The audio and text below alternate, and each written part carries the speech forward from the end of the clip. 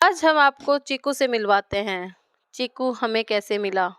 12 मई 2023 की बात है। मुझे बाहर से किसी कुत्ते के रोने चिल्लाने की चीखें सुनाई दे रही थी। मैं बाहर जाके देखी तो कुछ लोग डंडे मार मार के एक घायल कुत्ते को भगा रहे थे। इलाज तो दूर मार रहे थे। मैं उनके पीछे पीछे गई। गली से निकलते ही कुत्तों ने उस पर अटैक कर दिया। भगवान, कुत्ते और इंसान दोनों ही आज इसे मार देंगे। डर के मारे वो कहीं छुप गया। मैं ढूंढती रही, वो नहीं मिला, मगर मैं उसे बचाना चाहती थी। मुझे रात को 9 बजे वो दिखाई दिया। मेरे एक मित्र ने रेखा जी का नंबर दिया। रेखा जी ने सूर्य प्रकाश जी का। फिर कॉल करके रात को 11:30 बजे मैंने 15 किलोमीटर दूर से उनको बुलाया और हम उसे घायल जख्मी कुत्ते को रेस्क्यू करके घर ले आए। घर के पीछे गैलरी में उसे छोड़ दिया। रात काफ़ी हो चुकी थी और मैंने भी पहली बार ही किसी कुत्ते को पकड़ा था। एक्चुअल में मैं छोटे छोटे पपीज़ को तो इलाज के लिए लाती थी, मगर कुत्ते को पहली बार ही लाई थी। वो डरा हुआ था, उसको खाना दिया, मगर अगले दिन भी उसकी तबीयत ठीक नहीं हुई। डॉक्टर को बुलाया, इलाज तो हो जाएगा, पर इसके मन के घाव शरीर के घावों से बड़े हैं। वो अभी भी डरा सहमा सदमे में है। तन मन से घायल चीकू को इन विला वालों ने डरा धमका कर मार कर इस तरह से गली से निकाला कि वो समझ ही नहीं पा रहा कि उसे इन निर्दयी लोगों से बचना है या कुत्तों से, क्योंकि कोई भी कुत्ता अपनी गली में किसी नए कुत्ते को बर्दाश्त नहीं करता। फिर उस पर चीकू जैसा कमजोर हो तो क्या ही कर सकते हैं।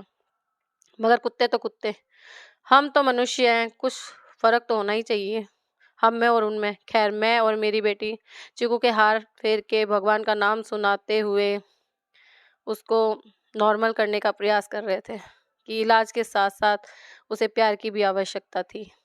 उसे गैलरी में गर्मी लगती तो कभी छत पे ले जाते। अब पोटी करवाने के लिए बाहर नहीं ले जा सकते थे तो वो वहीं छत पे जाता था या फिर नीचे ही चला जाता था, क्योंकि अंदर तो घर के अंदर तो शेरू था, घर के बाहर लूसी, कालू, वनीला और खतरनाक लोग भी थे जिनको पता नहीं चलना चाहिए था कि वो घर के अंदर है। तो फिर हमने उसे नहला धुला करके मुन्ना बड़ा प्यारा बनाया, खिला पिला करके इसको रेडी करना है। मतलब पूरा टारगेट ये कर रखा था कि घर पे ऐसे इसे छुपा छुपा के कब तक रखेंगे, गाय के बाड़े में गेरू के साथ में रखेंगे।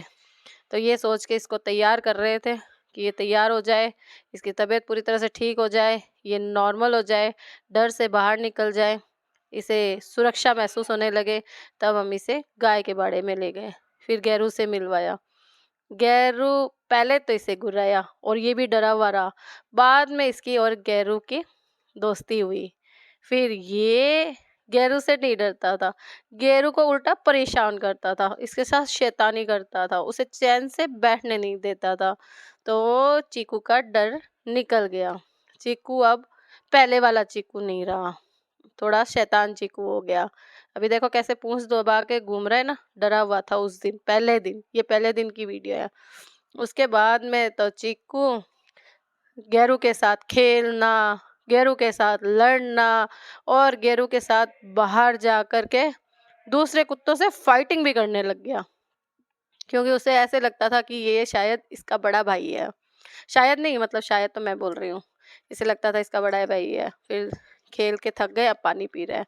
तो वैसे गेरू बहुत समझदार था। फिर टिल्लू को लेके गए जब बाड़े में ना, तो टिल्लू इसको परेशान करता था, ये गेरू को करता था और टिल्लू इसको करता था। तो एक दिन चिकू अकेला हो गया, क्योंकि गेरू और टिल्लू दोनों चले गए। बहुत उदास, दुख के कारण 2 दिन तक इसने रोटी नहीं खाई। गाय के बाड़े के बाहर रहता, अंदर नहीं आता, अंदर आते ही रोने लगता। फिर मैंने इसको रेबीज का टीका लगवाया। जीवन अपनी गति से चलता है। स्वीटी के भाई बहन भी रहे चीकू के साथ, कभी वो उसे परेशान करते, कभी वो उसको डराता। आज चीकू का चक्कर डॉन की बेटी से है और उसकी पूरी फैमिली उसकी है। तो कल तक जो डरा सहमा चीकू था, वो अब एरिया का डॉन बन गया है। प्यारा चीकू आज भी हमारे साथ है बाड़े में। कभी आप मिलना चाहेंगे तो मैं मिलवाऊंगी आपको।